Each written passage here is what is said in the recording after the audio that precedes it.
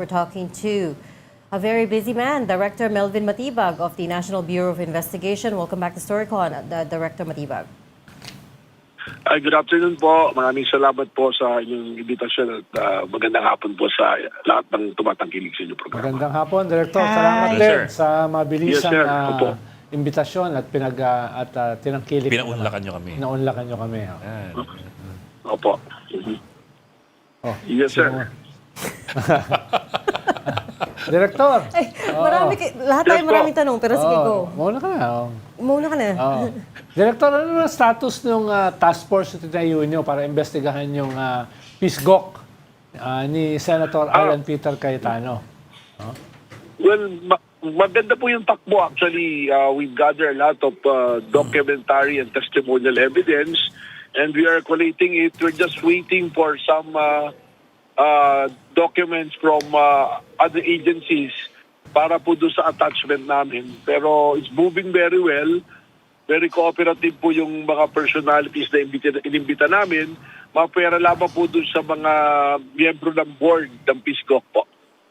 So very positive naman so far ang tingin nyo dito sa nangyayaring investigasyon ng inyong tinayong task force. Opo, lumalabas po yung mga ebidensya na ating pong tinitingnan at sinusuri ngayon para mabuo po natin yung konklusyon doon dito po sa kasong ito. So hindi na bawasan yung inyong determinasyon kahit medyo mabait sa inyo si Alan Peter nung nag-testify kayo?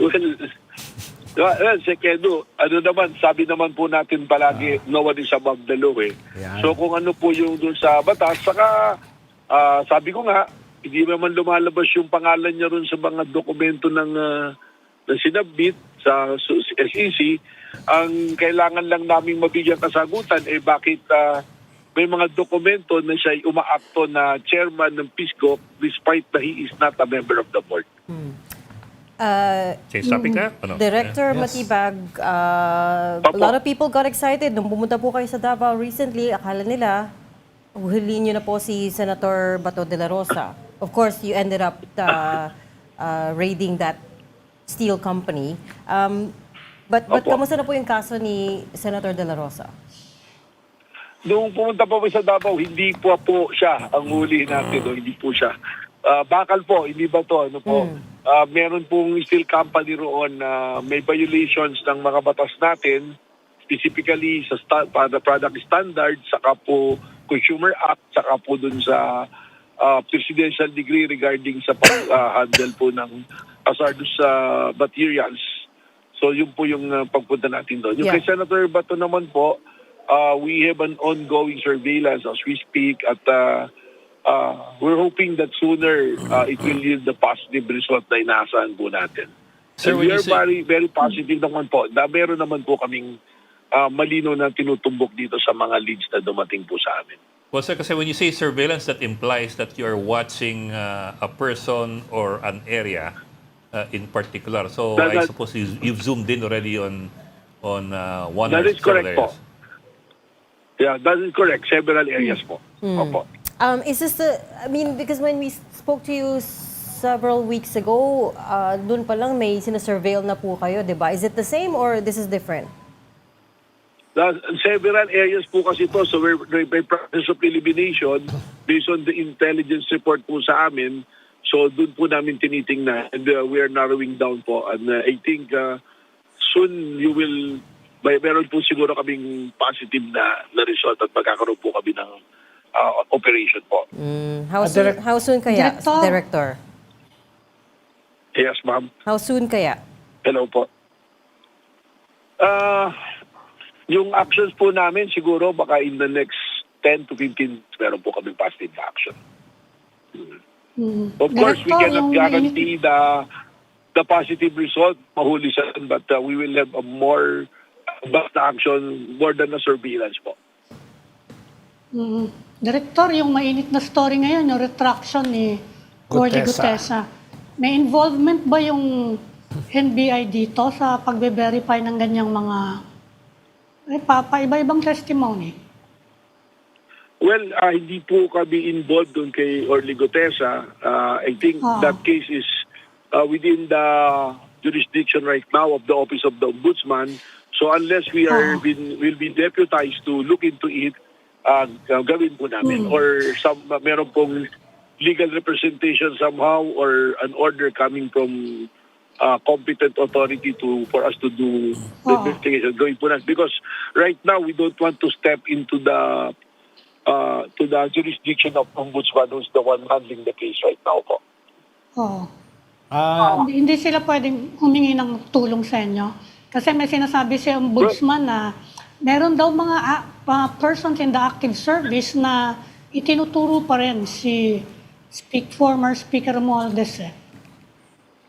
Well, pag pinadalan po kami ng request, just like what happened sa 18 Marines, we will act on it. But right now, the primary jurisdiction belong to the Office of the Ombudsman po. Okay. Director, in relation naman dun sa kaso ni Mike Defensor, nakakulong kasi siya based on a different case yung in relation dun kay Marcoleta. Pero meron kayong sinampas sa kanyang mga kaso tungkol sa human trafficking, di ba?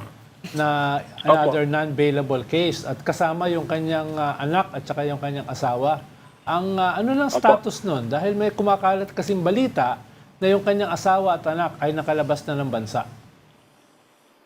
Well, dalawang kaso po yung pinail namin. No? Yung isa, nung the same day na or a day or two after nung rape po, napailan po yung asawa at anak niya. But after a month, may pinail po kami na case na kasama si former Congressman Mike Defensor. So, right now, it's still ongoing po. Yung ating pong yung isa nasa prosecutor level, yung second case po na pinail. Yung isa naman ay nasa, it's already been filed sa court po. So Director, walang whole departure order sa kanyang asawa at saka anak. Pwede silang lumabas, wala po pumasok. tayo knowledge. Wala pong inilabas ang RTC na whole departure order po. Director, still on that, still on this Mike Defensor, siyempre tandaan niyo yung alleged trap being set against Executive Secretary Ralph Recto. You're looking at, among other people, si Jing Paras at si Leandro Leviste. But at the time, at least a week or two ago, you referred to them as resource speakers, not respondents, not accused. I'm wondering if things have changed since then. Kasi when you say resource speakers, parang conference parang forum When they were invited, they're invited to give to shed light para po to give information on doon po sa mga sinabi. At of course, there is already an allegation coming from the other witnesses to them. So ngayon, nagpunta po yung mga lawyers nung Monday, they promised to issue us a statement po verified, yung pong sworn statement. So we're waiting for that sworn statement. But after that submissions ng sworn statement nila, we will already come out with the resolution po. Oh, What how will be soon the do you direction, expect that? whether to file siguro po in the next 10 days, meron po kami positive action dyan. Whether we will say na they are not involved at all or we will file a case against them po. Within the next 10 days. 10 days as well. Next 10 days po. Opo. Lahat 10 days. So tandaan mo yun, Reg, dahil imbitahin natin uli si Director Pero, after 10 days. Working Director, days, boss. Offhand ba? Working days. pero Director, offhand ba mukhang tatayo yung kaso? I was talking to our lawyers sa NBI and it looks like there are several cases that can be filed. Sa ngayon po, as we speak, kung wala pa po yung affidavit ng mga lawyers, but if we will base it on the testimonial declaration ng mga witnesses and the other evidence, it looks like at the very least, yung mga lawyers have a responsibility under the CPRA, yung pong aming Code of Professional Responsibility and Accountability. Tapos wala pong ibang magiging paglilinaw sa kampo po ni Congressman Leviste at the very least the administrative code which will warrant a case with the Ethics Committee of the House of Representatives po. But of course, we all know si Congressman Leviste has left the country together with his mother. In fact, kayo po yung nag-disclose nun. What else do you know at this point about their whereabouts? Well, it looks like from the last country that we know, sa Switzerland, they've been traveling now. So hindi pa po na-monitor. Baka by tomorrow we'll have report kung asan sila napansana. So from France, the next place was Switzerland. Yes, but the latest report po parang they're on travel already. So hindi pa po namin ma-determine kung saan. So we'll find out siguro po by tomorrow and the next 2 days po siguro. Pero sa mga hawak nyo ngayon, Director, yung mga testimony, yung mga nakuha niyong mga records, I suppose, may basis ba yung akusasyon na si Leandro Leviste, yung mastermind, dun sa honey trap, allegedly? Well, nagtutugma po yung mga declaration ng mga witnesses plus yung mga interview mismo nila Kong Jing Paras at ng mga lawyer. There is a addition from the law office of Rondain and Mindiola na kliyente nila si Congressman Leandro Leviste. Binanggit din naman po ni Congressman Jing Paras, allegedly, na nakaisip na magpinas ng operation ay si Congressman Leviste. Magkakaiba lang po ng version pero nagko-converge po kay Congressman Leviste. And if you will look back, trace back yung mga posting niya sa social media, it looks like na may premeditation of what will happen po. Yung financing, may binanggit bang figure? Wala kaming nababalitaan. 6 billion po. 6 billion, naging 5 billion, naging 5.5. 6 million. 6 million po yung unang Hindi, figure na nabanggit. hindi na kumpleto, no? Naging 5.5, naging 6, tapos naging 5.5. Lumabas naman po yung numerong yan from both camps, from all camps po. Iba-iba lang yung claim. Yung claim nung ni alias Ken, bayad sa kanila. Ang claim naman po ng grupo ni Congressman Jing Paras ay financial assistance. So, Oo nga. naman po talagang Oo nga. may mga pagbabanggit naman po. So, madali na pong mapapag-aralan once we submit it to investigation na maayos po. Oo nga, he did say na financial assistance or whatever it is, hindi naman daw yun reward or bribe money. And then he also said yung meeting na yun had nothing to do with what he's being alleged. May hard evidence po ba kayo? Do you have the paper trail for this? That's the one that we're checking kung may transfer of money. So we're coordinating with the Anti-Money Laundering Council po. Ang taas na lang honey trap ngayon, Direktora. Ano yan, inflation? Dahil dati, hindi naman ganyan kamahal ang honey trap eh. Ba't alam mo? Wala po akong idea, Sec Ronald. Baka mukha kayo po yung may expertise dyan eh. So, Oo nga, baka bakit? bigyan ng parang, Bakit alam ni Ronald? Parang nalalaman niyo yung mga ganyang bagay-bagay. So you are waiting on AMLAC data. Titingnan po namin kung meron pong transfer of money sa mga individuals po. Nagko-cooperate naman po sila. Pero usually cash ano yan po eh. kami?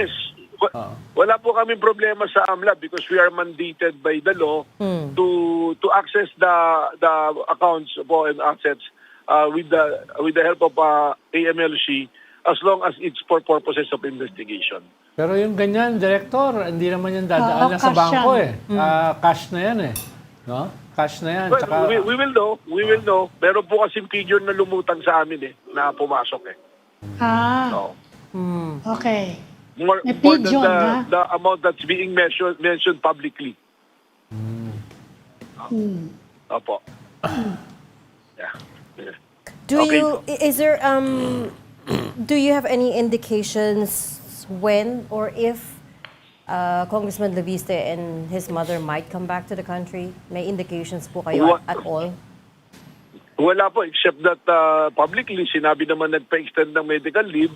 Tapos yung last information naman namin with Congressman Leviste is nagpa-amend siya ng travel authority to 12 countries, parang ganun po. So, we don't have any idea kung kailan po talaga babalik. Okay? Ami, may pabol? Ami? Okay po. Okay na. Sige, we'll let you go. nasa Maraming meeting salamat, pa si, sir. nasa meeting pa Maraming si salamat Director. po. Nasa meeting pa po, pero in 10 days, we'll call you back Yeah. for updates. Please Yes. answer our call. Opo. Thank you so much for your time. NBI Director Melvin Matibag. Salamat, Director. Maraming salamat po. Thank you, Magandang gabi po. Director. Magandang hapon. Thank you po.